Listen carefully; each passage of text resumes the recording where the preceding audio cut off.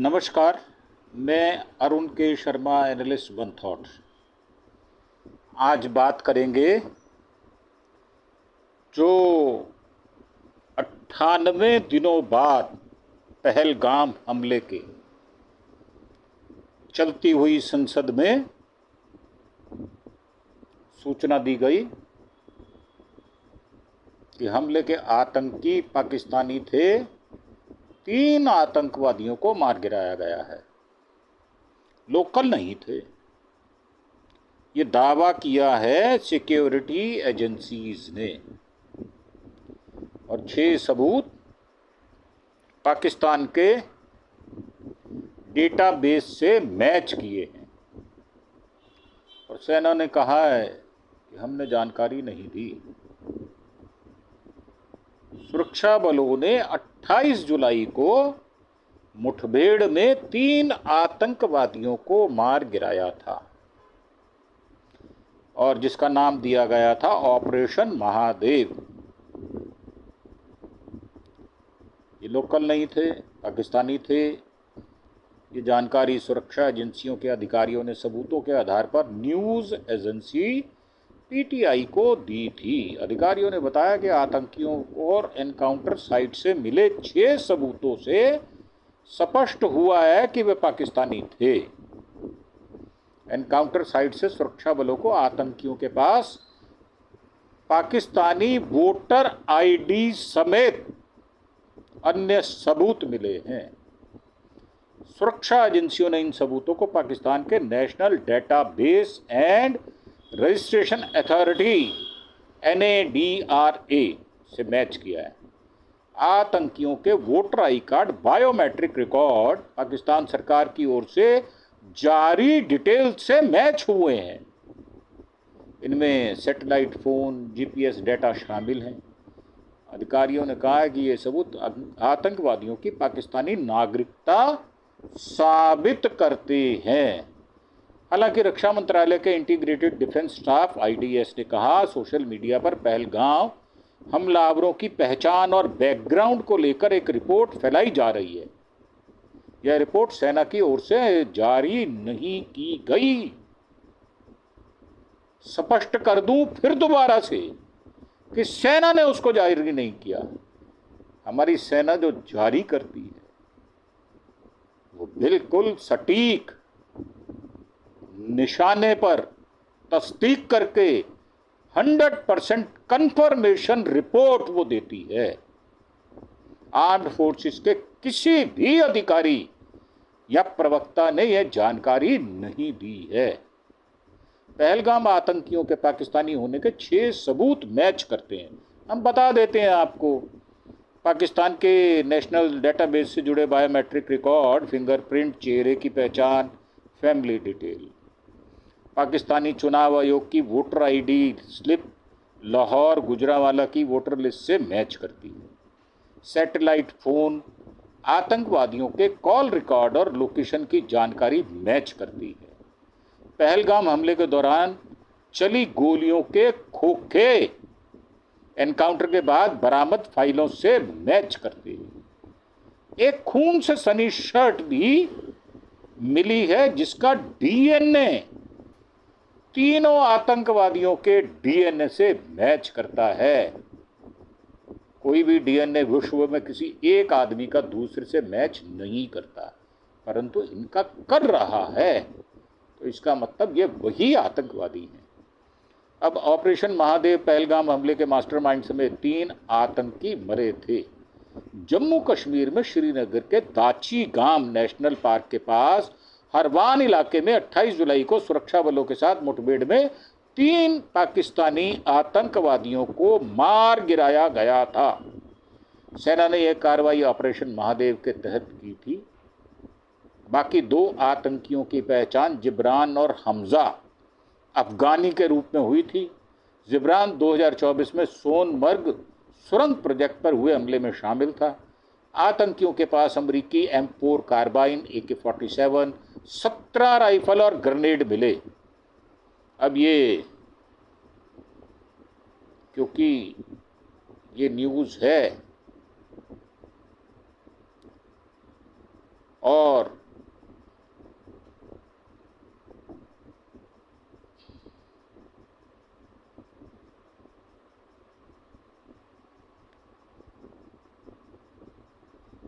कुछ और भी संदिग्ध सामान भी बरामद हुआ है।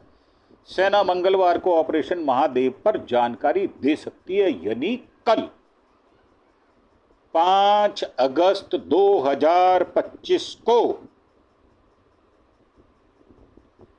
एक हफ्ते पहले आतंकियों के छिपे होने का सुराग मिला था।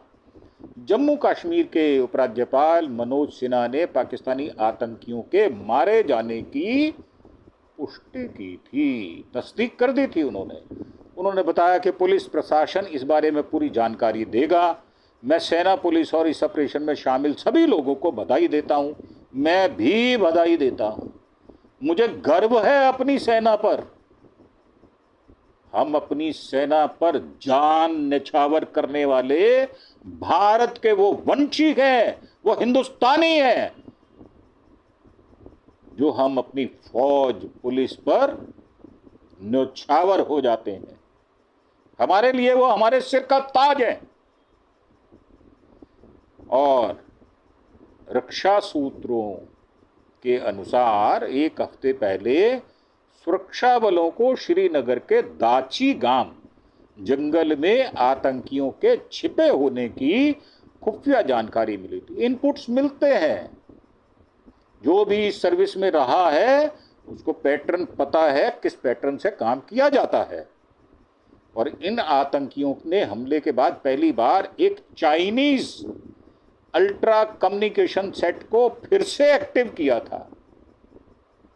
उसी सैटेलाइट फोन से सिग्नल ट्रैप हुए थे, ट्रेस कर लिए गए थे। जो हैकर्स होते हैं, जिनके पास इंटरनेशनल सर्टिफिकेशन होता है, वो ये सब जानकारियां टेक्निकल जहां बग होता है उनको पता लग जाता है और वो घुस जाते हैं उसमें। और उनकी लोकेशन कहाँ पर हैं, कौन से एंगल पर हैं, कितने लैटिट्यूड लॉन्गिट्यूड पर हैं, सब पता चलता है। इसके बाद सुरक्षा बलों ने आतंकियों का पता लगाने के लिए बड़े पैमाने पर सर्च ऑपरेशन चलाया। आज सुबह 11:30 बजे 24 राष्ट्रीय राइफल्स और पूरा 4 पैरा यूनिट के जवानों की एक टुकड़ी ने एडवांस गैजेट्स का इस्तेमाल करके आतंकियों की लोकेशन का पता लगा लिया था। ये बहुत नॉर्मल बात है, इसमें कुछ भी ऐसा कुछ खास नहीं है। जो बॉर्डर एरिया में लोग रहते हैं वो उनके सैटेलाइट की सारी इंफॉर्मेशन ग्रैब कर लेते हैं और वहाँ मौजूद तीनों आतंकियों को मार गिराया गया। ऑपरेशन महादेव की टाइमलाइन 11 घंटे में ट्रैक कर मार गिराया गया। 28 जुलाई को रात 2 बजे आतंकियों ने T-84 ultra communication device activate की। सुबह 8 बजे आतंकवादियों को देखने के लिए एक ड्रोन लॉन्च किया गया। 9:30 बजे जम्मू कश्मीर में सेना की एंटी टेररिस्ट फोर्स राष्ट्रीय राइफल्स ने ड्रोन लॉन्च किया। सुबह 10 बजे RR के जवानों के साथ पैरा कमांडो महादेव पहाड़ी पर चढ़ गए। सुबह 11 बजे फायरिंग शुरू हुई। पहले ही राउंड में तीनों आतंकवादियों को गोलियां लग गई थी। एक घायल आतंकवादी ने भागने की कोशिश की, वो नाकाम रहा, लेकिन उसे मार गिराया गया। दोपहर 12:45 पर आतंकियों के शवों की पहचान की गई, इनकी तस्वीरें ली गई। अब ये मैप से समझाया गया कि पहलगाम 22 अप्रैल जो 25 था आतंकी हमला हुआ था, और लिडवासा में 28 जुलाई 2025 को 3 आतंकी ढेर कर दिए गए थे। ऑपरेशन महादेव से जुड़ी कुछ तस्वीरें भी यहाँ पर शेयर की गई हैं। श्रीनगर के लिडवास हरवान इलाके में दाची गांव नेशनल पार्क के पास आतंकियों का ठिकाना था और आतंकियों के ठिकाने से अमेरिकी M4 carbene, AK-47, 17 rifle grenade मिले थे। एनकाउंटर वाले इलाके में लिडवास में सुरक्षा बलों की तैनाती बढ़ा दी गई थी। पहलगाम हमले में 26 पर्यटकों की जान चली गई थी और 22 अप्रैल को हुए पहलगाम हमले में ये थी और 16 लोग गंभीर रूप से घायल हो गए थे। आतंकियों ने पर्यटकों को उनकी धार्मिक पहचान के आधार पर चुन चुन कर निशाना बनाया था। घटना पहलगाम शहर से 6 किलोमीटर दूर बैसरन घाटी में हुई थी। जांच में तीनों आतंकियों के नाम सामने आए थे। हमले के बाद जांच हुई, तीनों आतंकियों के नाम सामने आए।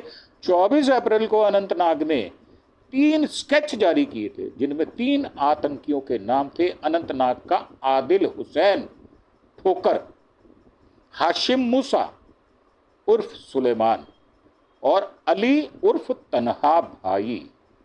मूसा और अली पाकिस्तानी है। मूसा पाकिस्तान के स्पेशल सर्विसेज ग्रुप में कमांडो रह चुका है। इन पर 20-20 लाख रुपए का इनाम भी रखा गया था।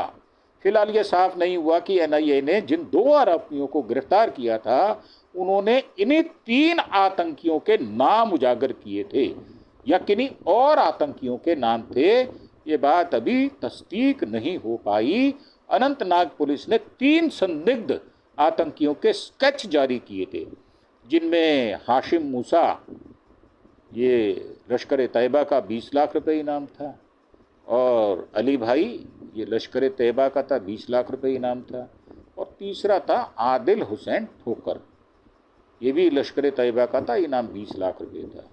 तो पहलगाम के हमले के खिलाफ भारत ने ऑपरेशन सिंदूर किया।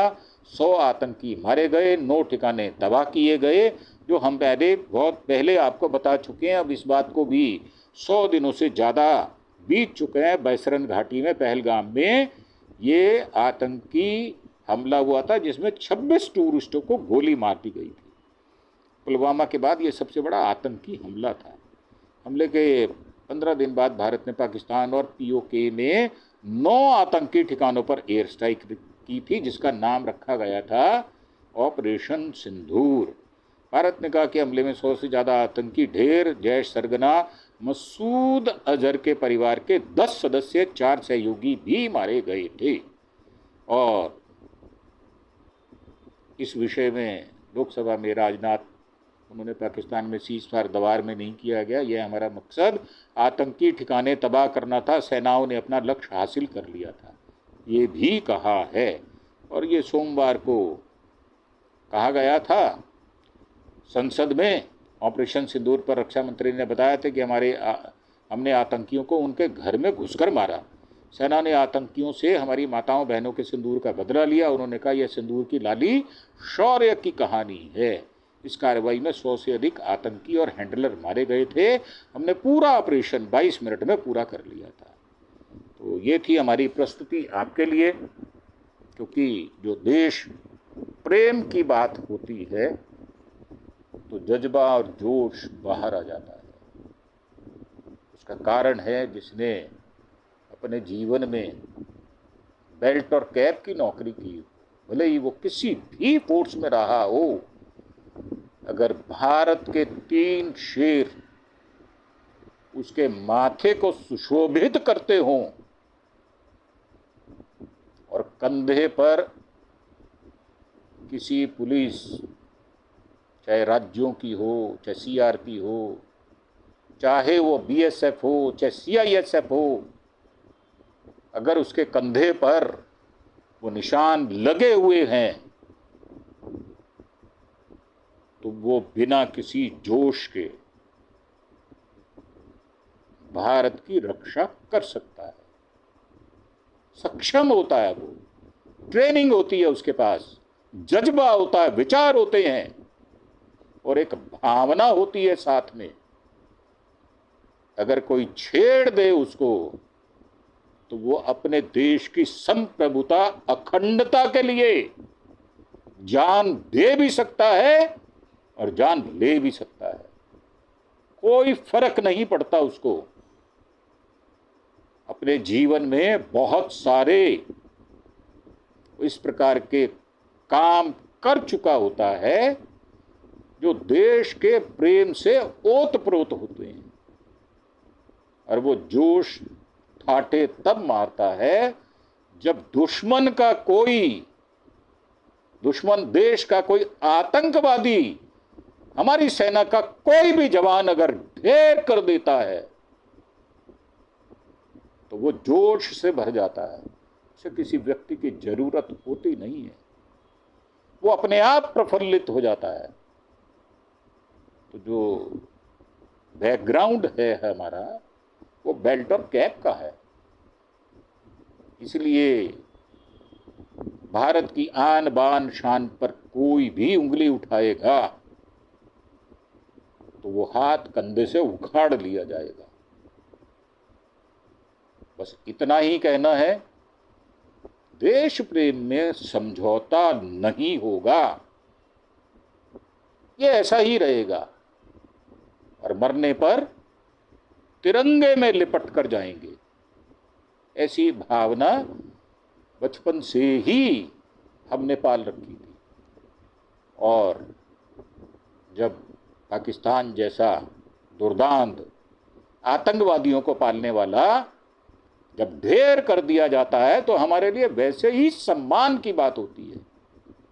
हमें किसी तमगे, किसी फीती की, किसी इनाम की आवश्यकता नहीं होती।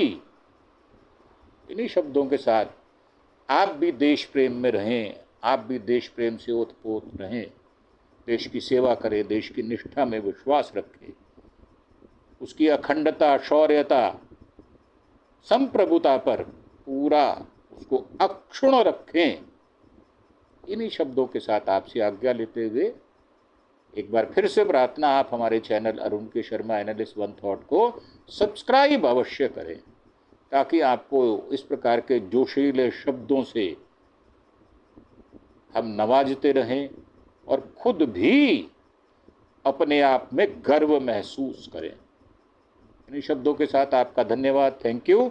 जय हिंद, जय भारत।